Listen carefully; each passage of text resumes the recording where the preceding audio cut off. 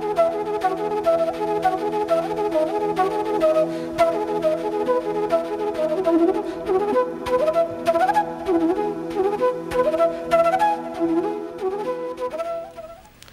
morning. Welcome to EduSat Network. Friend, as you know, today we are going to discuss media research, and mainly we are going to discuss sampling, an important part of any research. Sampling, deciding a sampling is a big factor. If you have a good sampling, the research result will be correct one. And if not, the result is certainly going to not help you, or it will fail the entire basis of the whole research. So sampling is a very important part of any research project, and we need to know what is the types of sampling, criteria of having sampling, and what are the caution we have while framing a sampling, while choosing sampling.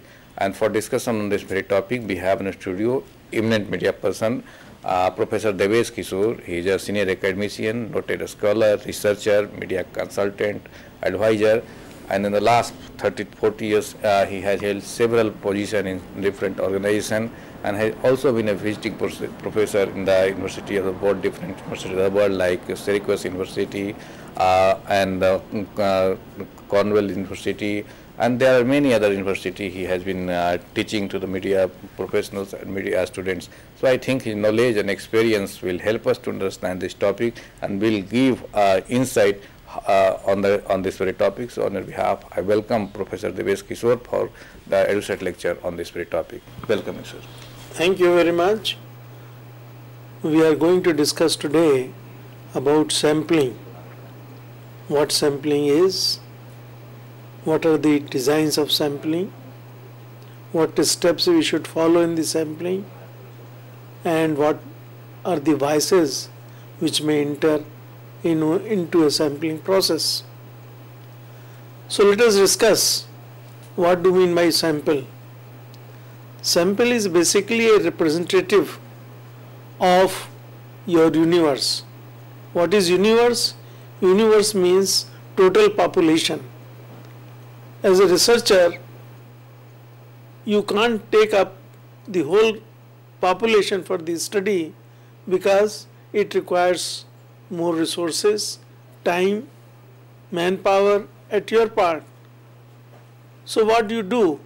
You take a small group or a few respondents who are representative of the total population. For example, if you are going to study Naxalism, then you want to interview some of the respondents. What do?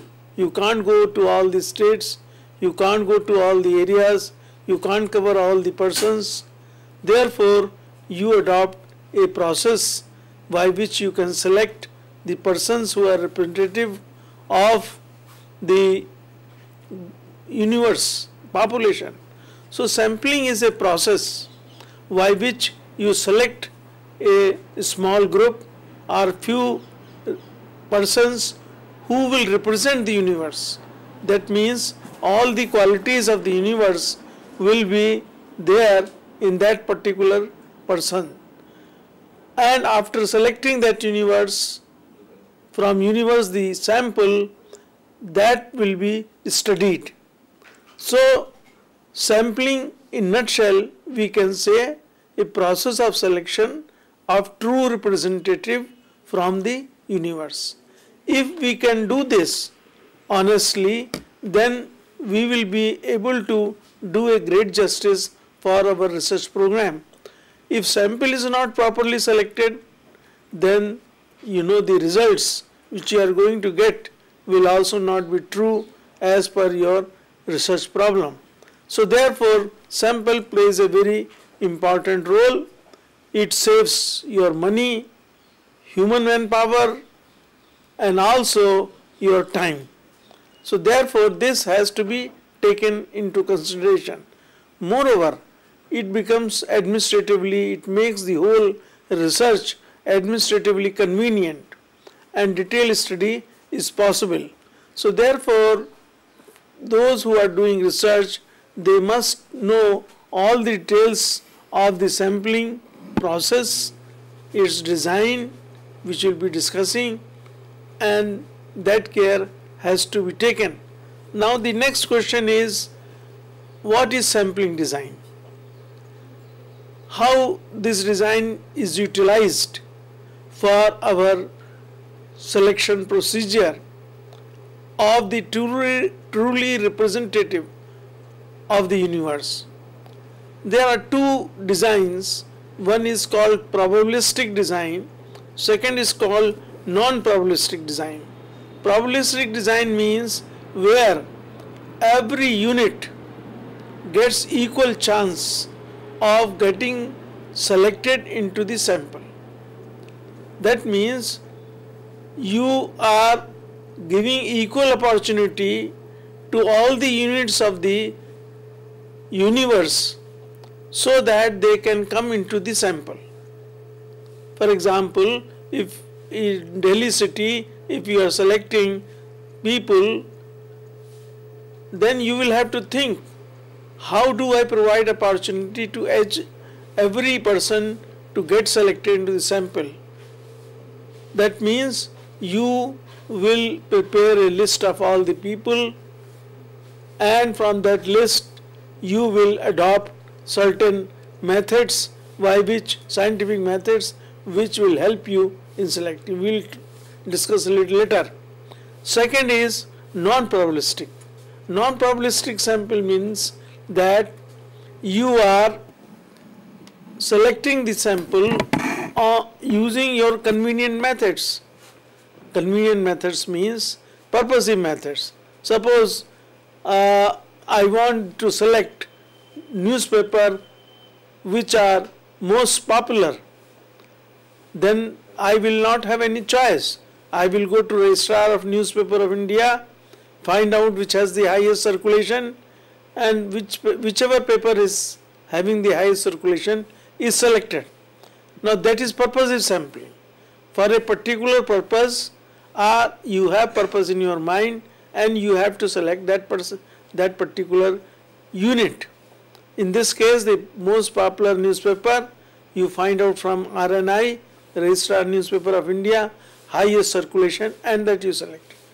So this will be called non-probabilistic sampling or purposive sampling.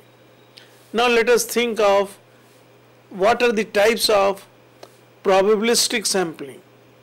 Actually, probabilistic sampling, when we say that each unit will get equal chance, then it means we are using random methods of selection. Randomly the units are selected. Now there are different types of probabilistic sampling.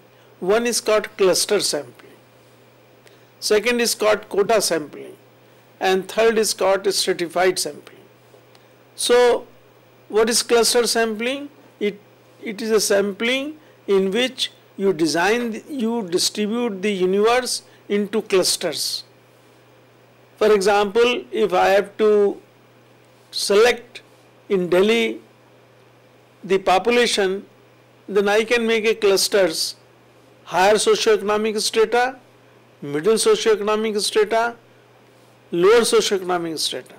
Now these are the three clusters, and then from these clusters I will select the people randomly. That is called cluster sampling. Second is called stratified sampling. Stratified means you divide the whole population into different stratas according to your variables. In Delhi, the whole capital is divided into districts. Our NCR region is divided into different districts. So what you will do, you will prepare a list of all the districts, and then you will say, well, I will take one group from each cluster, from each strata. So each district is a strata, and from each district you will say, well, I take 10% of the population or 10% of the people as a stratified sampling. So that is called stratum. Stratum means you have divided the population into strata, and each strata is called stratum. Then from each stratum you again take the respondents on the basis of random methods. I hope you know the random methods. We will discuss about random methods also. Third is quota sampling. Quota sampling means you have some quota in your mind. For example, we have to take population of Delhi for our study. So what we will do, we will first find out what is the total population of Delhi, what is the quota of each caste, or let us say if we take the government records, then so many percentage of scheduled caste, so many scheduled tribes, so many are general caste, OBCs. So there are certain percentages which are of whole Delhi population. Now we are taking sample. So when we are taking a sample, we will ensure that the same percentage is kept in mind while drawing the sample. From one district, when I am drawing the sample, the percentage of scheduled caste in the total population, that is in universe, will remain the same in the sample also. That is the quota sampling. You keep the quota in mind and then you take the sample. And then there is another concept of multi-stage sampling. Even if you have made clusters, even if you have made quotas, then you can go to different stages. For example, in cluster you have divided the population of Delhi into various clusters as discussed earlier, and now these clusters can be divided again multi-stage sampling, through multi-stage sampling process if it is required by the researcher. Multi-stage means that among the persons who are belonging to high socioeconomic strata, rich group, what are the occupations they are having? Business, jobs, or they are in teaching professions. So in several professions, then you say from each profession, from each group, business group, job group, this group, I take 5% of the people. It means you have come to another stage. So what you did, you took the universe, total population, then divided them into clusters, then clusters were again further divided according to your variables of study through multi-stage sampling process. The same thing is adopted for quota. You will have the total population, then total population divided into quota, and this quota is kept in view while taking the sample. When sample has been taken, then again they are divided into the different stages by which we can collect them or take them for our study. In non-probabilistic sample, because a purposive sample, you are taking from convenient point of view. Therefore, there are 4 types of non-probabilistic sample. One is called snowball, second is called judgmental, third is called hand-picked, and fourth is called volunteer. Now let us understand what are these 4 names have been given. Now snowball sampling means that according to your interest of study, the variables which you have decided, you take those people who are under the snowball and we take care of them into a group. That is why we call it snowball. Judgmental means we decide through a judgmental process whom to be taken. For example, if we are going to undertake a study of the people suffering from AIDS, so our judgment point is people suffering from AIDS. Therefore, we will select only those people who are having that particular disease. Now, that is based on your judgment. Third is handpicked. Handpicked means basically that you decide yourself whom I should take up for this study, who will be beneficial for my study. For example, if you are trying to do research, reasons for suicide. Now, how do you select the sample for reasons for suicide? You will handpick it, see who are the people who had intentions or who were caught in that process. Through that, you will be selecting those people. So, handpicking is also possible. And next is volunteers.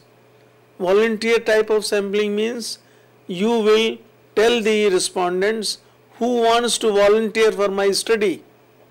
I want to take them. I am going to study this. For example, we want to know what is the trend of youth in terms of watching movies. So we say, all right, those who want to volunteer for this study may please come and we will take them sample. So they are volunteer. Please remember, non-probabilistic sampling has greater chances of errors, and therefore we discourage it unless it is very important to do it. In those cases, we take only probabilistic sampling, where every unit has got a chance to come into the sample. Non-probabilistic, because of our research study, a particular type of study where we have to go for purposive, convenient sampling, volunteer type of sampling, then we take the non-probabilistic sampling. So please take care of that. You take that sampling method which provides equal opportunity to each unit. Next question comes, methods of drawing random sample. We talk of random sample, but random sample, there are methods. The foremost and scientific method is Tippett's number. In market, you will find Tippett's number table. And Tippett numbers tables, the numbers are all given in random manner. So you prepare a list of total number of respondents to be studied and give them serial numbers. Then you go to the digit numbers, that is Tippett numbers copy, and whichever is written first, that number you, suppose it is written 233, then you will take 233 from the respondents. If it is written 43, then you will take 43. So Tippett numbers. So Tippett is a sort of a table of random numbers prepared by Mr. Tippett. So that is why it is very handy, we use it. Second could be a lottery method. Lottery can be drawn by a computer. Lottery can be drawn by putting chits into a pot and shaking it and take out any chit out of that. That is a lottery method, which also ensures randomly selection, because in that pot all the chits are there and every chit has got an equal chance to be picked up. So therefore we say lottery method is the second method of drawing random numbers. Third is a grid. All these, suppose we want to study the population habits about the use of media in India, then what we do? We divide the India not by states and all that, but we put parallel lines vertically and horizontally so that each square is made. So we select squares from that. That is called grid method. You prepare grids. Why do you do by grids? Because grids will take care of the equal distribution of the geographical area and the population in it. That is why we take grid. Like USA, if you see the map of USA, they have divided the whole country using grid method. In our country, the states are worked out either on language basis or on certain area basis, preference basis. So they are different. They are not grids. They are different type of sizes. Some is big, some is small, and all that. And fourth is selection from sequential list. You prepare the list of all the respondents, and then you say, well, I take from this list every third family or every seventh family. So there is equal chance for every unit to come. So these are the four important methods of drawing the sample from the total population using random methods. That is the tippet number table, grade, and selection from sequential list, lottery method. So these are the four methods which are used for drawing the random sample. Now let us discuss in greater detail to understand each of the sampling methodology or design, because you are going to use one of the design or two of the designs or mixture of the designs for your research program. Now first let us take up the cluster sampling. Now cluster samplings is a process in which sampling units are not individual elements of the universe but a group of elements that makes the clusters. You are not considering individual element, but what you are doing you are taking clusters. As I mentioned earlier, you said higher socioeconomic status. Now that is a group, that's not individual. Anybody who is falling in that category will be the part of your sample. So that will be a cluster. The advantage in this is practical convenience in terms of variables taken for the study, and therefore you use cluster sampling. You said I will take few people, maybe 5% people from higher socioeconomic strata or from middle socioeconomic group or lower socioeconomic group. So I divide them into clusters and take from that. That is there. And then you can adopt random methodology.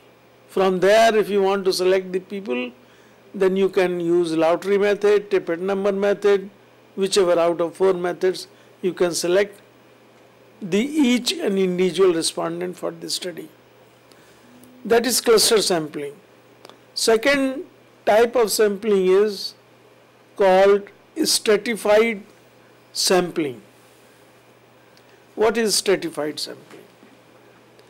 In this method, the universe is divided into the strata, and each stratum is selected independently by a random method. Now the researcher feels that in my sample all people belonging to different strata should be included. So therefore he divides the universe into the strata, maybe geographically, maybe because of certain other variables, he divides them into stratas. Now this is about basically three types of stratified sampling. One is called proportionate stratified sample. Proportionate means what? Proportionate means you see the proportion of the respondents in the total population, in the universe, and from this universe you take the proportion. Let's say you want to study the population of Uttar Pradesh. In Uttar Pradesh, you know, so many persons belongs to different religions. Muslim so much percentage, Hindu so much percentage, Christian so much percentage, so many. You can divide Buddhist so many percentage. So what are you doing is you are dividing them you are having the information about the percentage of population in the total population of Uttar Pradesh. Fine. Then next thing is how to select them. Then you divide, you take all like I take 4 districts of Uttar Pradesh. Now from 4 districts of Uttar Pradesh, when you go and study their population, drawing the sample from that, you will ensure that the same proportion which is there with the universe, our total population, is maintained, same percentage is maintained, so that the sample is truly representative of the population. Otherwise, it will, if you don't consider that proportion, then you will find the whole structure of the sample is different from the total population, and that will give you the results which will not be honest. Second is disproportionate. Suppose you are intentionally want to take the sample which do not has the same proportion of the universe, then that will be called disproportionate. Researcher is the person who has to take a decision, keeping in view his research study, the variables and all that. Third is stratified weighted sampling. Sampling is done according to the weighted allotted to each stratum. Let's say you are going to do an election study of Delhi, where on 4th December the election will be held. Now when you are considering the constituencies, you will find there is a particular constituency like New Delhi in which all the important candidates are contesting. The present Chief Minister, incumbent, is also contesting, the stalwart of BJP is contesting, and President of the other political parties also contesting. All the 3 people are almost having lot of weightage in their parties, and they are having the top positions. Now when they are contesting, it means New Delhi constituency becomes a very important constituency for observing this election process. What happens? How media are being used? Therefore, that is called stratified weighted sampling. You select the sample constituencies on the basis of the stratified weighted which you have given to them, and you select them. So that is called stratified sampling. I am explaining the different sampling process so that when you adopt the sampling process, you should have your own reasoning. Why are you going for a particular type of sampling design? Next is quota sampling. Now universe in the quota sampling is divided into different strata, and sample is used for determined numbers which are known as quota. Means you have already in your mind that this is the quota which I am going to keep in mind. For example, you can have young population, old population, middle-aged population, and then you say in the country the middle-aged population percentage is so much, old population is so much, young is so much, and then you say according to that quota I will take the sample for study having the same percentage. That is a quota. So the investigator generally asked to select the quota from the stratum according to requirement. Whatever requirement he has, that is that. Quota, main thing in quota is that you have fixed number of percentages in your mind. Next is called multi-stage sampling. Now the multi-stage sampling is a very interesting phenomena. You go on selecting people on different stages. I can give you the example. Let's say Delhi city. Now Delhi city, you think having these 6 or 7 districts, whatever districts you have. Now from each district you are selecting the people. So what do? You select sample areas from each district or each region, whatever. Then from each region you take clusters, pockets. For example, here are people living from working in government benches, in government jobs. Here are people living in business, or here people are doing some other occupations, and then you divide them into clusters. That means you are dividing them into different clusters which are group of houses. You would have seen Chittaranjan Park is mainly occupied by people belonging to Bengal, like that.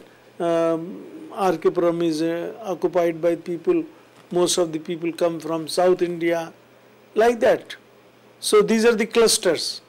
From clusters you make the list of the group of houses, and from each cluster then you select the houses. What are you doing in this process? In this process you are going to various stages of selection. First you prepared the total list.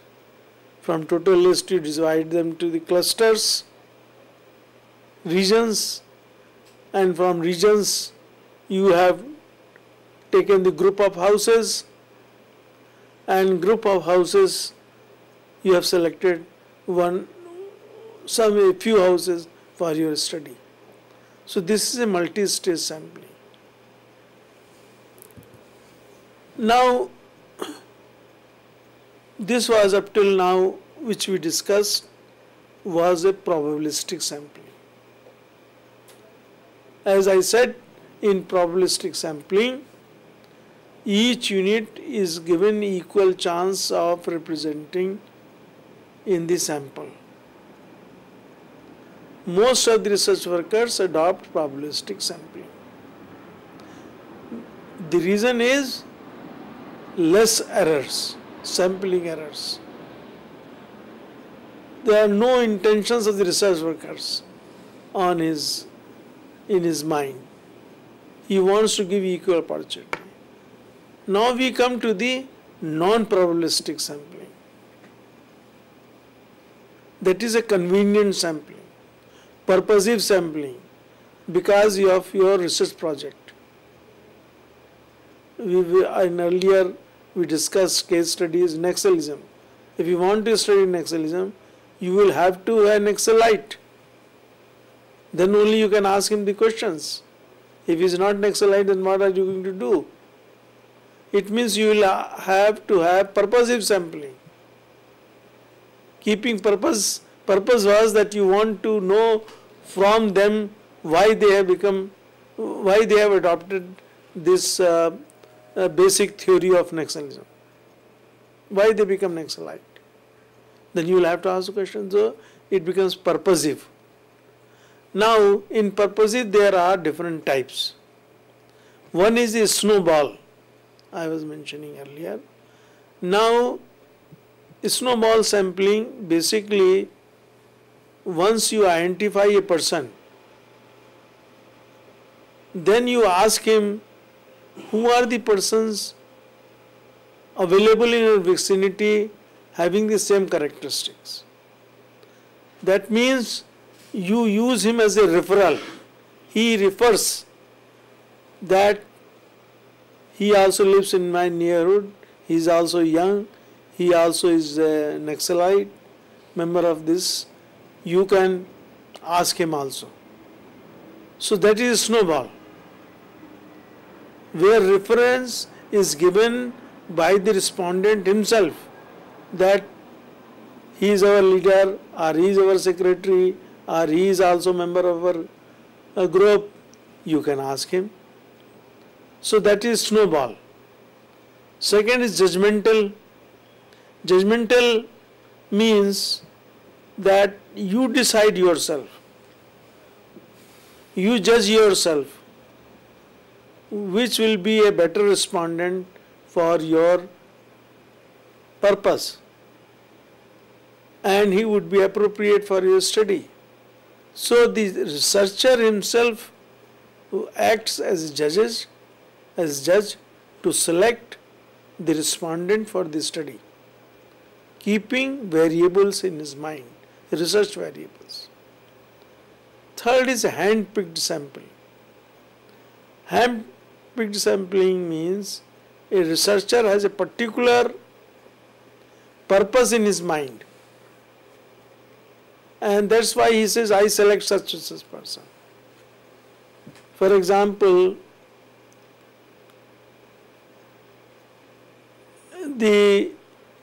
you want to take a study amongst the people who are suffering from TB, tuberculosis. Naturally, you will take only those people who are really suffering from that disease. So you will be handpicking. And fourth is volunteer sampling. That you ask the people, all right, those who want to give me the interview can come and volunteer themselves. For example, somebody wants to study on a very sensitive issue of in relation to the sex in the society. Now, this is a very sensitive issue. Everybody will not like to give an interview. Then you say, all right, those who want to give the interview, answer my questions on these topics, come forward. And they come forward and they start giving you the answer of your questions. So that is the volunteer sampling. That is also purposive sampling. These are the basically four types of sampling which is available under non-probabilistic sampling. People confuse with the probabilistic and non-probabilistic sampling.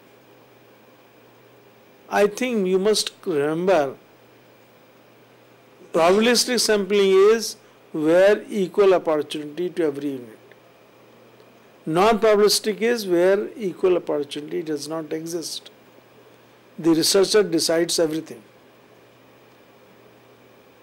And then you select a type of sampling for your research. Selecting a right type of sampling design is very, very important. Now let us discuss how to design your sample plan. For your research study, how you will work out your sample plan. What are the steps you will follow? Step number 1, define the universe. Universe means total population. Define means what characteristics it has. What is the type of, in terms of variables, my population has. So there are 3 types of universe. When you are studying, conducting a research, you will find there are 3 types of universe. One is definite universe. Definite means everything is decided. For example, if you are taking the NCR region for study, now you know NCR region, how many people live, what are their occupations, what are their business occupations in which they are involved. All that is available. You are not changing it, or you can't change it in a day. It's a definite universe. Second is indefinite universe. Indefinite universe means universe goes on changing. Like in Delhi city, I am told about 15 lakhs of people come every day from neighboring states for various purposes. Now that becomes indefinite. Somebody will be coming, somebody will be going. They come in morning, they go in the evening. So it's not definite. It becomes indefinite universe. And third is hypothetical universe. What is hypothetical universe? Means you say, well, in 2013, the people who live in the Delhi city, their literacy percentage is so much. In 2012, the literacy percentage was this much. On the same trend, in 2050, what will be the literacy of Delhi city? 98%, 99% or 100%? You work out a trend, keeping in mind the old trends. And then you say, well, this is going to happen. Population of Delhi city on this trend will increase, and then this will be maybe around 2.5 crores. So that is why 2.5 crore population is the hypothetical universe. You have assumed it. So that is called hypothetical universe.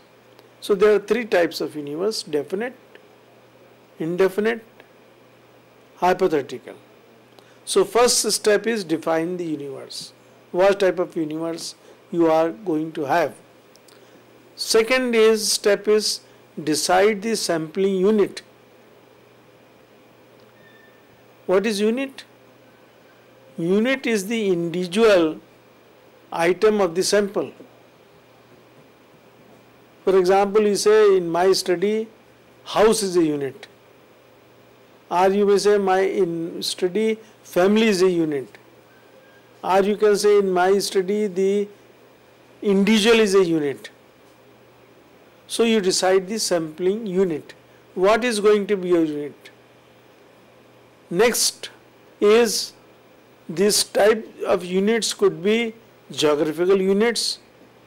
Geographical units means like a state, districts, block. They are becomes the geographical units. If you say structural units, then it can be a house, a flat, a bungalow. These are the structural units. If you are taking social group units, what is social group units? Like a family, a school. These are social units which have been described. And what next is individual units. What is individual units? A student, a woman, a man. These are the individual units. So decide what you want to take as a unit.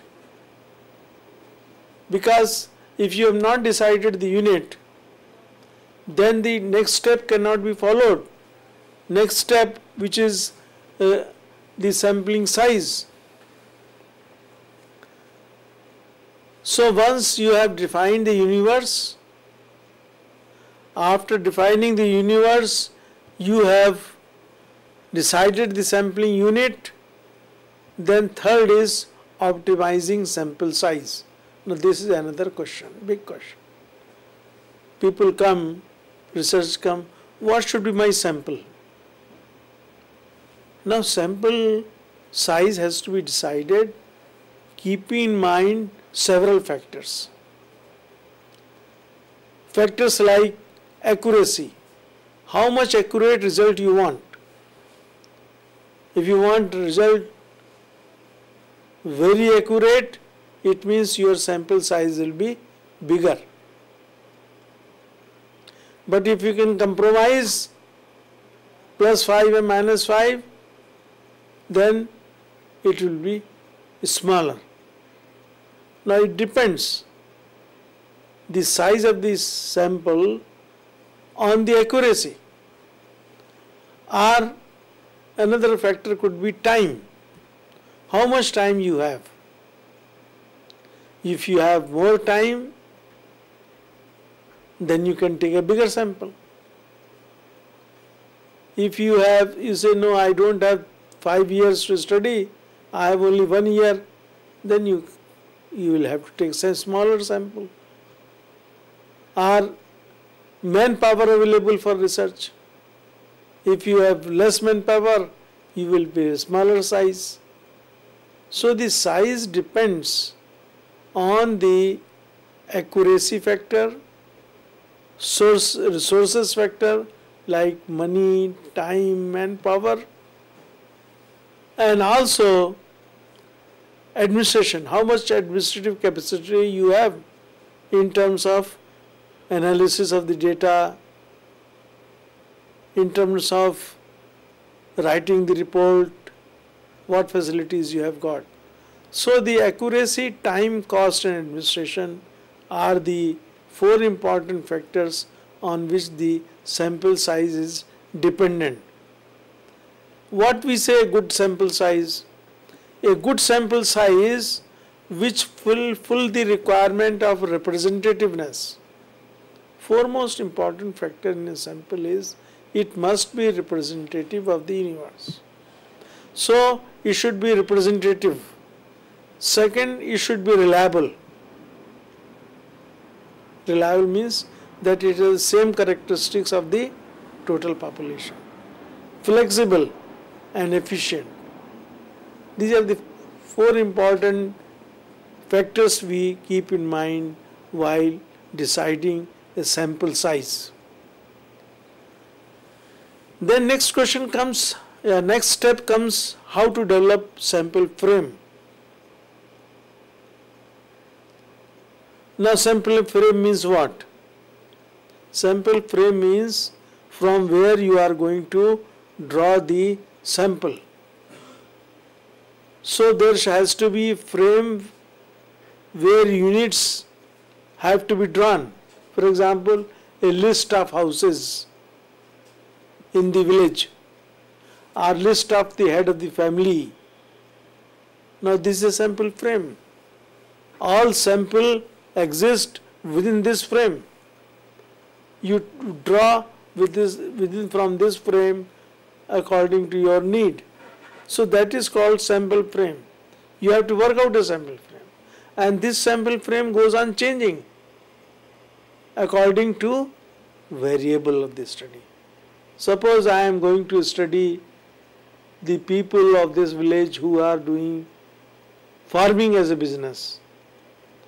Then my sampling frame will be a list of people living in the village busy in farming. That is a farming business adopted by the individuals and they are in my list. This is sampling frame. Suppose I want to study the media habits of young people. So I will prepare a list of young people in the village, and this young people of the village, this list will be the sampling frame for my study, because I am going to study the young people who and their media habits. So sampling frame means that you decide according to variable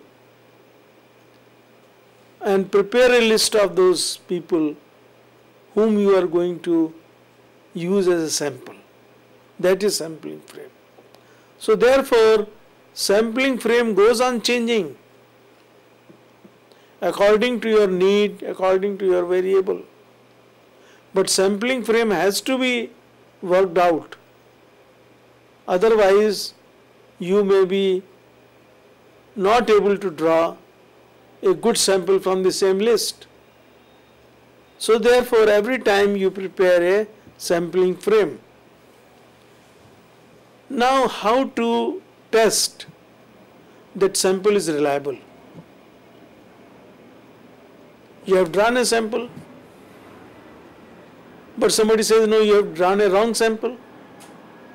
So how will you test it? For testing, there are 2-3 good methods. One method is draw a parallel sample. When you are drawing a sample, you draw 2 samples. After you have drawn 2 samples, then you compare them, whether they have same characteristics, whether they have same type of information and things among the sample itself. So if both the samples are same, it means you have drawn a reliable sample. Second is you compare the measurements. Compare the measurements means what? You keep the measurements of total population in mind. And the same measurement should be there in the sample. For example, if you are taking a sample of a district, from a district, and district level you know that in my population so many are belonging to Muslim religion, Hindu religion, or Buddhist religion, or Christian religion, your percentage is known. So when you draw the sample, after drawing the sample you see whether the same percentage is maintained or not maintained. If it is not maintained, it means your sample is having error. But if the same percentage comes here in your sample, then means your sample is reliable. You can rely it because it has the same measurements. Third method could be drawing a subsample. From the sample itself, you draw another smaller sample and then compare it with the original sample itself. So these are the three methods of reliability of the sample. But it is very important that reliability of the sample must be taken into consideration, whatever types of thing you are using. Now while taking the sample, whatever method you are, probabilistic method or non-probabilistic method, you may enter into some biases which may not give you the correct result. You should be aware, as a researcher, you should be aware of these biases. Number one, too small sample size. If you are taking very small sample size, you are playing with the risk of error. That care has to be taken, and I have already told you how to decide a sample, optimize a sample earlier. Same you must keep in mind and never take it too small a sample. Second thing is purposive selection. Try to avoid purposive. Because if you have taken a purposive, it means your bias has entered. You have taken whatever you like. Then where is the sample? It's a purposive thing done, intentionally done by you. That is purposive selection has to be avoided. But if it becomes very important, it is you have to use it, use it. The next is imperfect stratification. If you have made a stratas and they are imperfect, they are not perfect, then error will enter into your sample. Or incomplete source list. The frame, sampling frame which you have made, if it is incomplete, some houses have been left or some people have been left, then error will definitely enter into your sample. Or if you have replaced the units, suppose there are so many units were there which you wanted to take, and then you just said, no, forget about it, he is not available, he is not easily approachable, therefore I replace him. Now then error will increase. Next is convenient sampling. As I said, convenient, purposive, snowball, whatever these types of non-probabilistic sampling will add to the error. And next is faulty method of drawing sample. You have not used the random table numbers, you have not used the proper lottery method, then there will be lot of sample biases will enter. So be careful about the sample biases which might enter into the this. I think this completes the whole presentation on sampling, and whenever you have any question, any problems, please send it to CEC and we will try to respond to it. Okay. Thank you. So as you discussed all this, the sampling design, all this, fine, for understanding it's okay, but one researchers could need to write in their thesis. So it should be written in the chapter of methodology. Yes, chapter methodology, because sampling is a methodology Okay. where you select the units. So how you have selected the units, that process has to be described. Okay. What was your sampling frame? Hmm. How did you draw from the universe? Okay. All that has to be discussed. Okay. So that is a important part of methodology. Methodology. Methodology. Okay. So, well, friends, with these words, we conclude the lecture. I thank all of you for watching the lecture, and I also thank Professor Devesh Kishore for giving such a wonderful lecture, and very well he illustrated the sampling process. And you know, the sampling is a very important part, and if you choose a proper sampling method and what the steps he suggested, then the chances of error is less. So with this hope, we conclude the lecture, and again thank all of you. Thank you very much.